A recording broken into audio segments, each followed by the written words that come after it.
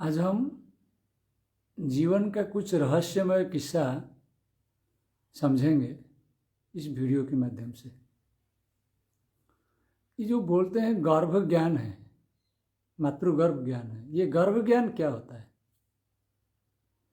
और जो महाभारत में जो अभिमन्यु का जो चरित्र है उसका चरित्र का क्या महत्व है, और इसका जो है परीक्षित का साथ क्या जो है लिंक है, क्या कनेक्शन है, इसको समझेंगे। और इसके साथ साथ हम समझेंगे जो पास्ट, प्रेजेंट और फ्यूचर, यानी अतीत, वर्तमान और भविष्य, ये कैसे चल रहा है हमारा जीवन में, कैसे जो है रूप ले रहे हैं, इसको जो है ध्यानपूर्वक सुनना पड़ेगा। जिसको गर्भ ज्ञान बोलते हैं, मातृगर्भ ज्ञान, वो असली में जो है जो ज्ञान है, ऐसा नहीं है किसी को गर्भ के अंदर जो अनुभव हुआ अब उसको पता लग गया गर्भ में मेरे को वो अनुभव हुआ था, ऐसा कुछ नहीं है। गर्भ ज्ञान जो है वो ऐसा है कि पास्ट का जो ज्ञान है और जो हमारा जो कॉन्शसनेस है, जो चेतन मन है, वो जो अतीत का जो चीज़ है उसका जो रिकॉर्ड है वो भविष्य की तरफ आगे बढ़ता रहता है। जब अतीत और भविष्य का बीच में जो है वर्तमान एक बिंदु है और वो बिंदु में स्थित नहीं हो पाता, स्थिर नहीं हो पाता, वो हमेशा अतीत से भविष्य की तरफ भाग रहा है। इसलिए वर्तमान में स्थिर होने का उसको मौका नहीं है। यही है गर्भ ज्ञान। जो अतीत का चीज़ है वो भविष्य की तरफ कैसे भाग रहा है, वो उसका अनुभव जो है ध्यान में होता है, समाधि में होता है। तो ये जो है यही है गर्भ ज्ञान। तो ये किस्सा जो है अभिमन्यु का किस्सा भी यही किस्सा है। इसलिए जो है भगवान कृष्ण को पता था कि अभिमन्यु का वध होगा। यानी अभिमन्यु यानी गर्भ ज्ञान है। वो जो गर्भ में था तब जो है वो जो ज्ञान लिया था, यानी जो अतीत का ज्ञान है उसको लेके वो भविष्य की तरफ जो है, उज्जवल भविष्य की तरफ जो है भाग रहा था। तो वर्तमान में कैसे टिक पाएगा? वर्तमान में टिकेगा नहीं। तो इसलिए जो है भगवान जो है श्री कृष्ण जो है उनका जो है पता था कि अभिमन्यु का वध होगा, अर्थात जो अतीत का जो गर्भ ज्ञान है जो भविष्य की तरफ भाग रहा है प्रतिमुहूर्त, वो खत्म होगा। और जैसे वो खत्म होगा तो तभी प्रेजेंट का ज्ञान आना जो है शुरू होगा, यानी उसका मौका मिलेगा, परीक्षित को मौका मिलेगा। यानी परीक्षित जो है गर्भ में है उसके ऊपर भी अटैक हो रहा है। अब देखिए जो है अभिमन्यु के ऊपर भी कितना आक्रमण हुआ है। जितने बड़े बड़े रथी है, हाँ, वो सब अभिमन्यु के ऊपर आक्रमण किए। तो महाभारत में जो बड़े बड़े रथी है जैसे कर्ण है, द्रोण है, हाँ, दुर्योधन है, दुशासन है, जयद्रथ है, ये सब मिलके जो है उसके ऊपर अटैक कर रहे हैं। सप्तरथी मिलके अटैक कर रहे हैं। फिर उसके बाद में जो है उसका खत्म हो रहा है। तो ये जो है जो पास्ट है, जो पास्ट संस्कार है, जो गर्भ ज्ञान है, वो खत्म होना भी इतना आसान नहीं है। ये बहुत बड़ा जो है विचित्र चीज़ है, क्योंकि वो इतना मजबूत होता है, इतना स्ट्रांग होता है अभिमन्यु जैसा, वो किसी को भी अकेला छोड़ेगा नहीं। लेकिन जब सब मिलके उसके ऊपर अटैक करते हैं, आक्रमण करते हैं, तभी जाके उसको खत्म करते हैं। तो ये इतना मुश्किल होता है। तब जब वो खत्म हो जाता है उसके बाद भी नहीं बच पाता है। वो क्या है कि मतलब जो चलता है वर्तमान को अनुभव करने के लिए, यानी अतीत से भविष्य भागता हुआ चीज जो है बिंदु में स्थिर रह जाए वर्तमान में, वो परीक्षित है। तब जब वो उत्तरा गर्भ में है तब भी जो है अश्वत्थामा उसके ऊपर चला देता है अपना ब्रह्मास्त्र, ब्रह्मशिरास्त्र। तो वो भी वहाँ खत्म होने का भी खतरा पैदा हो जाता है। लेकिन जब उस स्थिति में हो जाता है तब भगवान खुद उद्धार करते हैं। कॉन्शसनेस जो है अपने आप को वहाँ उद्धार करता है। वो चक्र से उसको उद्धार कर लेता है, काल चक्र से उसको जो है ढाक लेता है। यानी अपना सुदर्शन चक्र जो बोलते हैं, सुदर्शन चक्र यानी जो अनुभव रूपी ज्ञान होता है, जो कॉन्शसनेस है, वो अनुभव उसको ढांक लेता है। जो सही अनुभव है, यानी सच्चा अनुभव है, जो राइट रियलाइजेशन है, प्रॉपर रियलाइजेशन है, वो उसको जो है बचा के रख देता है। वही है भगवान का सुदर्शन चक्र।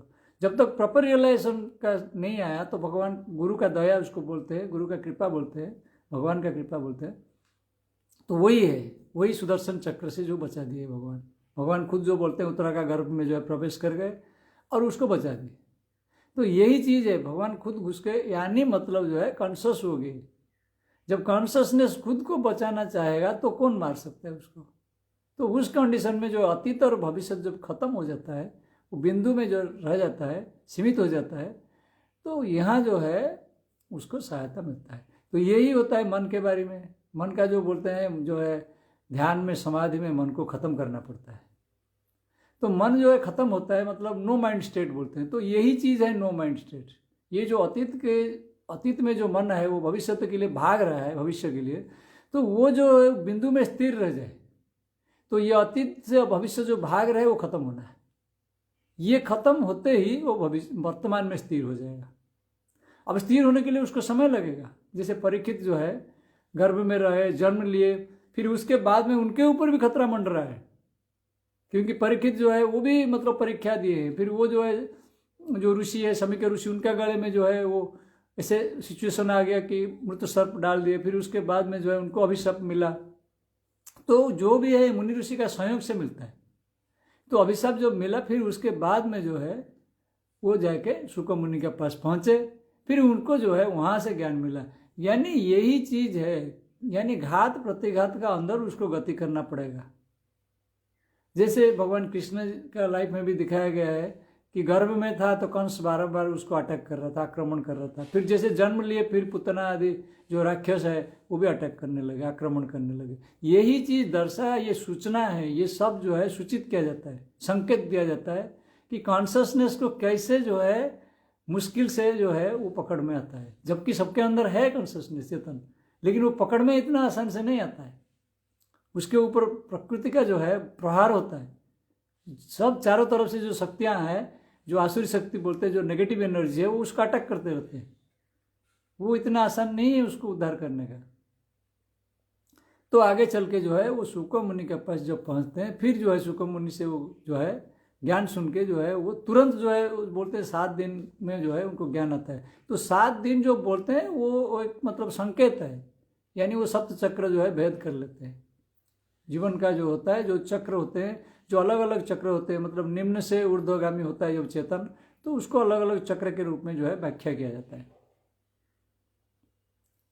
तो अलग अलग अवस्था है, जीवन का अलग अलग अवस्था है, उसको अलग अलग चक्र बोला जाता है। तो अलग अलग अवस्था को अतिक्रम कर जाता है, वो तुरंत अतिक्रम कर जाता है वो, और जो है वो मोक्ष को प्राप्ति करता है। फिर देह छोड़ देता है, फिर जो है वो तक्षक दंशन करता है। यानी उसका शरीर का जो है मृत्यु होने से उसको कोई फर्क नहीं पड़ता है, क्योंकि उसका जो है उसको ज्ञान प्राप्ति हो जाता है।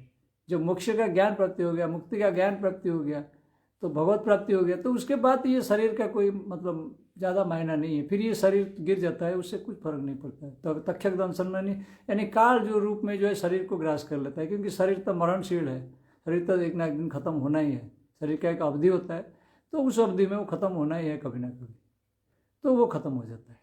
तो यही जो है इस चीज़ को इसी रूप में समझना है। इसको जो है अतीत और भविष्य का बीच में जो वर्तमान है वो इसको समझना है। तो ये हमारा जीवन में, सबका जीवन में सब फंसे हुए हैं अतीत और भविष्य का बीच में।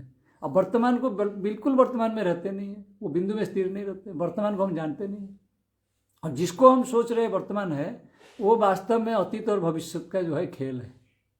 और ये खेल को जो वर्तमान हम सोच रहे हैं, इसको ही खत्म करना पड़ेगा। ये वर्तमान को ही हम खत्म करना पड़ेगा। यानी वर्तमान है नहीं है, लेकिन हम सोच रहे हैं वर्तमान, तो इसको खत्म करना पड़ेगा। हम जिसको सोच रहे हैं वर्तमान, उसको खत्म करना है, क्योंकि अतीत और भविष्य का बीच में खेल है ये। तो असली वर्तमान जो है वो आविर्भाव हो जाएगा। तो वही कॉन्शस स्टेज है, चेतन स्टेज है। ये बहुत बड़ा गहरा ज्ञान है, और इसको जो है अच्छी तरह से समझना है, और इसको जीवन में कैसे उतारना है, वो गुरु का कृपा कैसे मिलेगा। तो उसी हिसाब से जो है एक आदमी को जो है विनम्र होके, अपना साहस लेके, शक्ति लेके, अपना बुद्धि से जो है आगे चलना है। हरि ओम तत्सत।